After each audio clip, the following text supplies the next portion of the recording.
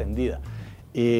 Efectivamente, mi nombre es Milton Fernando Montoya, soy el director de investigaciones del Departamento de Derecho Minero Energético de la Universidad Externado, en donde manejamos, digamos, desde la perspectiva jurídica y regulatoria, todas las actividades económicas que pertenecen al sector extractivo, fundamentalmente minería, petróleo, gas, electricidad también, y todas las tecnologías y actividades asociadas a las fuentes no convencionales de energía. Me corresponde en esta oportunidad, bueno, mi formación pues profesional, como lo comentaron, como lo pidieron al principio de las intervenciones. Yo soy abogado de la Universidad Externado, tengo una maestría en regulación energética, un doctorado en Derecho y recientemente terminé mi postdoctorado en la Universidad de Dundee, en Escocia, precisamente sobre estos temas, precisamente sobre los temas asociados a la responsabilidad y participación de las entidades territoriales y de las comunidades en la industria extractiva. ¿Listo? Entonces, a mí me pidieron hacer mención a un tema muy particular y que es el que precisamente nos tiene aquí reunidos, y es ¿cómo fue que terminamos aquí sentados? ¿Por qué terminamos hablando empresa, autoridades, academia, expertos y conocedores del sector en relación al tema de la responsabilidad de las empresas, en torno al tema de la transparencia, en torno al tema de la participación social en la industria, ¿cierto? Y haciendo honor y en virtud de mi formación, yo les dije a los organizadores, perfecto, mi experticia puntual está en el tema de la participación de las entidades territoriales, el por qué hemos tenido un cambio en ese diálogo social entre la industria, las autoridades y las comunidades en el marco de la industria minera inicialmente. Esto es un proceso que ha mutado. Comenzamos en el sector minero, después la problemática se extendió rápidamente al sector de hidrocarburos y terminamos ya hablando de también demandas de participación de las comunidades y procesos de consulta que inclusive tienden a impedir la ejecución de proyectos en el sector eléctrico también, ¿cierto? Entonces, esto, digamos, y no va a parar ahí. Y no va a parar ahí, se extenderá al sector de infraestructura, etc. Entonces, voy a utilizar el tiempo que me queda también para tratar de dejar algo de tiempo para el diálogo, que entiendo que es de lo que se trata el ejercicio, para ser muy puntual en el tema que voy a tratar. No voy a hablar, digamos, de la importancia económica y la importancia que en términos macro de cifras tiene el sector minero energético en el país. Yo creo que todos lo sabemos, ¿cierto? Yo inicialmente traía una parte destinada a contextualizar esa materia. Entonces lo que haré es entrar en materia directamente.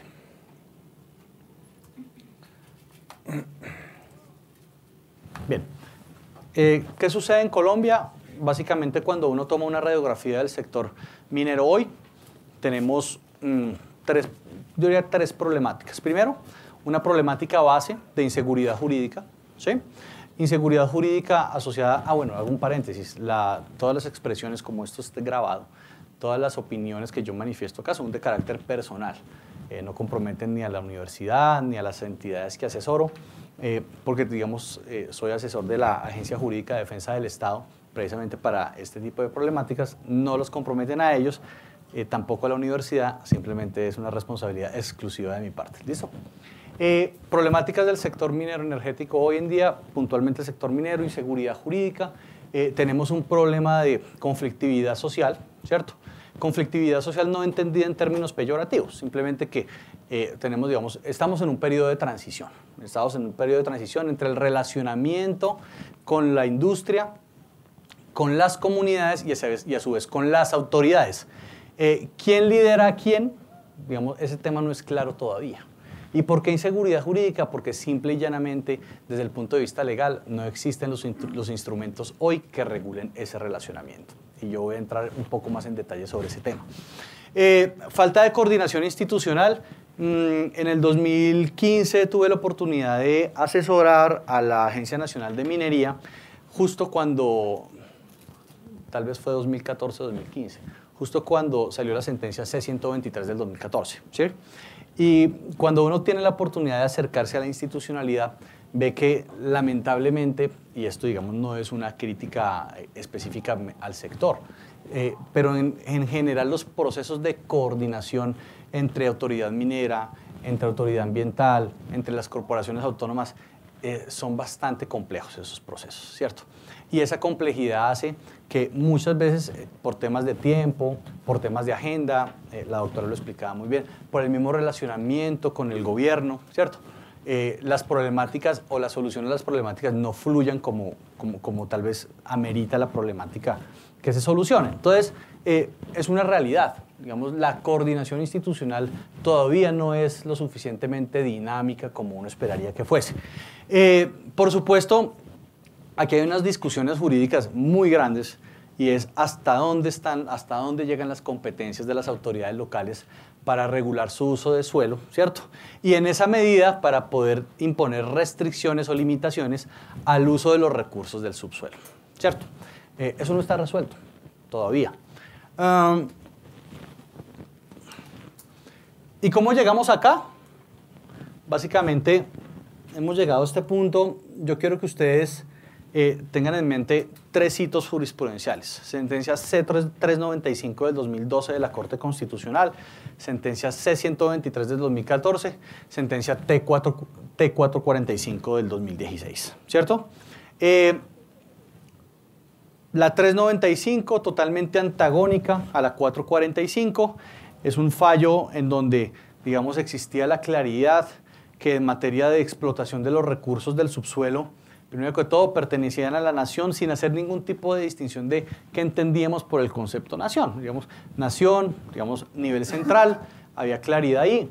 Y que adicionalmente, en esa tensión que siempre ha existido desde el punto de vista constitucional entre el principio de Estado unitario y el principio de autonomía, hablando de esta materia en particular, había una prevalencia clara del principio de Estado unitario. Eso lo dijo la Corte en la sentencia C395. Entonces, a propósito, por supuesto, del famoso artículo 37 del Código de Mills. La 123 lo que hace es iniciar el proceso de reinterpretación constitucional de esos principios. Y lo que hace la Corte al final es entender que no tiene por qué haber una supremacía del principio de Estado unitario, ¿cierto? Que efectivamente, pues no voy a entrar en el detalle jurídico, pero incorporando otros principios de interpretación, como el principio de concurrencia, subsidiariedad, etcétera, dice, tiene que haber digamos, una valoración ponderada de esos principios. Entonces dice la Corte, hombre, el 37 seguirá siendo exequible, ¿cierto? Pero bajo el entendido de que en el proceso de autorización de las actividades mineras exista un grado de concertación entre el orden nacional y el orden territorial, ¿cierto? A efectos de que se puedan imponer, si es del caso, unas medidas de protección al territorio. Fíjense que la Corte nunca llegó a hablar de poderes de veto, nunca llegó a hablar de la facultad unilateral que tienen las entidades territoriales para prohibir la actividad minera. Nunca habló de los mecanismos de participación ciudadana como la consulta popular como un mecanismo de prohibición de la actividad extractiva, ni tanto en minería ni tanto en hidrocarburos. La 123 siempre se basó y se fundó en el principio de concertación, ¿cierto? Ahora, que los decretos siguientes, el decreto navideño, digamos, no dejaron muy claro qué implicaba esa concertación y hoy, digamos, a uno sí le gustaría que le explicara, ok, ¿y esa concertación hasta dónde va? ¿Qué se entiende por concertación? ¿Qué pasa si la entidad territorial al final no concerta por X, Y o Z razón? Eso todavía está en el papel, digamos, en gracia de discusión. Pero digamos que la línea jurisprudencial era clara, había que concertar, entonces eso digamos exigió un despliegue de las autoridades importante, tanto del Ministerio de Minas como de la Agencia Nacional de Minería, también en su momento se involucró el Ministerio de Ambiente en aras de buscar alternativas para esa concertación. Pasó el tiempo, digamos el tema no se zanjó por completo, lógicamente los grupos de interés que entendían que esa concertación les otorgaba mayores derechos a las autoridades territoriales, pues siguieron con una campaña de información distinta a la que uno entiende de la lectura del fallo de la Corte, hasta que llega la famosa T445, ¿cierto? Un fallo, desde mi punto de vista personal, totalmente desafortunado. Desafortunado por muchas razones de técnica jurídica que pues aquí no vamos a profundizar, pero que sí vale la pena resaltar algo.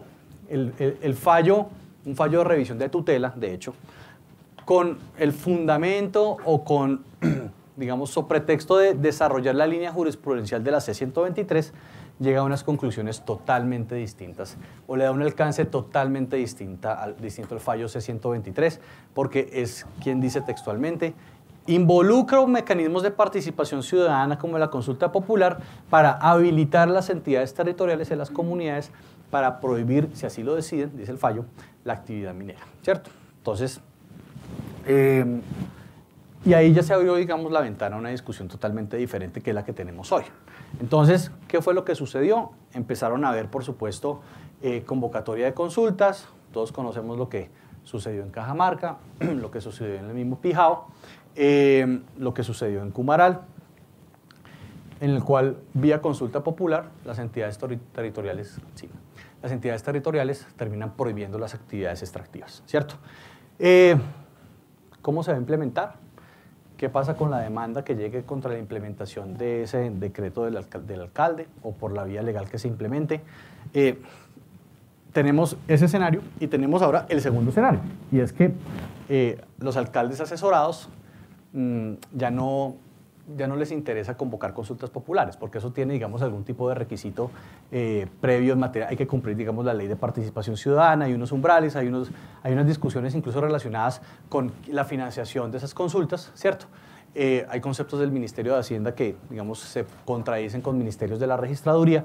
Entonces, lo que han hecho los alcaldes y los concejales asesorados ha sido decir, yo no necesito convocar una consulta popular, yo unilateralmente puedo expedir un acuerdo a través del Consejo en el cual prohíbo directamente la actividad extractiva, bien sea de hidrocarburos o bien sea de minería, ¿cierto? Así sucedió y así ha sucedido en el caso de Jericó, en Antioquia, en el caso de Támesis, y ha sucedido también un fenómeno bien interesante. Salen los acuerdos que prohíben la actividad extractiva, la institucionalidad reacciona, se demandan los acuerdos, no se demandan, se le solicita al gobernador del departamento que por evidentes vicios de legalidad e inconstitucionalidad objete el acuerdo, ¿cierto? Hay algunos gobernadores que han objetado, el gobernador de Antioquia y gobernador del Tolima, el del Tolima en el caso de Ibagué, ¿cierto? Y ese trámite, a partir de esa objeción, se va entonces al tribunal administrativo correspondiente del departamento. Y ahí están, y ahí están. ¿Qué va a pasar? No sabemos. ¿Qué va a pasar si se cae un acuerdo? Eso va a ser, digamos, va a tener un efecto dominó en el resto de acuerdos que tengan la misma línea. Estamos ahí, estamos esperando. Creemos, o por lo menos desde el punto de vista personal, creo que existen posibilidades de que los acuerdos de Támesis o Jericó, el Tribunal Administrativo de Antioquia los objete o los declare, digamos, ilegales o inconstitucionales, sobre todo porque hay un fallo bien interesante del Tribunal Administrativo de Antioquia del año 2015, no sé si finales de 2014, principios de 2015, en la cual, con fundamento precisamente en la sentencia C-123 que ya había sido expedida,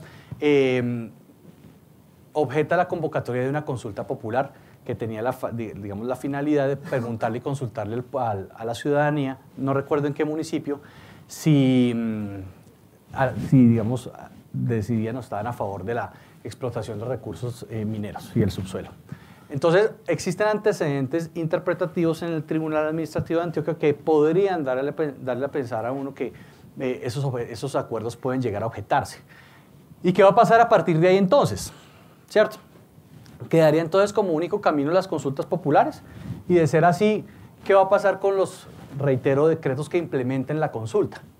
Mi visión personal, para cerrar, es lo siguiente. Bueno, al final por el tiempo no utilicé la presentación, pero es básicamente lo que les digo acá. Primero, se han confundido los discursos. Entonces, lamentablemente a la ciudadanía se le ha vendido un discurso relacionado con los efectos de la minería, asociándolos a los efectos de la minería ilegal, ¿cierto? A la minería criminal. Lo cual, digamos, son discursos totalmente diferentes, pero son discursos que obviamente calan, ¿cierto? Y en segundo lugar, la comunidad efectivamente ha vivido los problemas y los estragos de la contaminación de la minería ilegal, ¿sí? Y eso no le ha hecho bien a la industria. Lógicamente, cuando en un municipio que tiene una tradición agrícola, que tiene una tradición, digamos, de otra naturaleza distinta a la minería, porque también hay algo que hay que decir muy cierto, Colombia es un país con diferentes realidades mineras.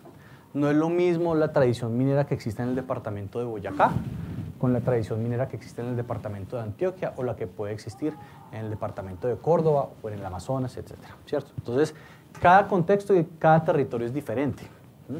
En segundo lugar, el problema en realidad es, y esta digamos es una apreciación personal, que ha pasado mucho tiempo sin que podamos tener claro hasta dónde llegan las competencias de la autoridad territorial frente a la autoridad nacional, ¿cierto? Cuando uno mira la legislación hoy, la legislación no te da las respuestas necesarias. Por eso siempre se ha demandado, se necesita una ley, se necesita una ley de carácter orgánico. Sobre esto las discusiones jurídicas han sido, digamos, innumerables. Yo no sé cuántos foros hemos hecho en el externado sobre este tema, ¿cierto? Y me acuerdo muy bien que el año pasado, en el Congreso de la ANDI, yo hice la cuenta de cuántos días habían pasado desde la sentencia C-123 sin que resolviéramos el problema. Y habían pasado ya 1000 días. Llegamos, el Congreso de la ANDI creo que va a ser como en 2 semanas o 3 semanas en Medellín y tampoco hemos resuelto el problema, ¿cierto? Entonces súmenle a esos otros 365. Y mientras tanto las comunidades interesadas, por supuesto, en tener un mayor grado de participación, es necesario, lo merecen además, porque lo que sí era claro era que las comunidades y las entidades territoriales experimentaron un déficit de protección, o no de protección, de participación en todo el procedimiento, digamos, de contratación minera y si se quiere también el proceso de contratación de proyectos de hidrocarburos. El problema no está ahí, el problema esa no es la discusión. Yo creo que tanto la industria como las autoridades reconocen que se necesitan espacios de participación de las comunidades. El tema es que esos espacios permitan la concertación y la ejecución de los proyectos, porque aquí, digamos, también hay un tema de viabilidad fiscal, en fin, que es importante tener en cuenta y que sobre todo, mi punto de vista y mi apreciación personal es que en Colombia, desde el punto de vista legal, no existe todavía, porque ahí también hay un tema de reserva de ley, no existe todavía la facultad unilateral por parte de las entidades territoriales de prohibir el desarrollo de la actividad minero-energética. Pero es una apreciación jurídica personal. Cuando en la ley esté, diré lo contrario, hoy no está. ¿Listo? Entonces, y con todas las controversias porque la historia no ha terminado, se viene un fallo de la Corte importante en el tema de Cumaral, se los anticipo, y ahí estamos buscando claridad. ¿Listo? Buscando claridad y seguridad jurídica. Muchas gracias.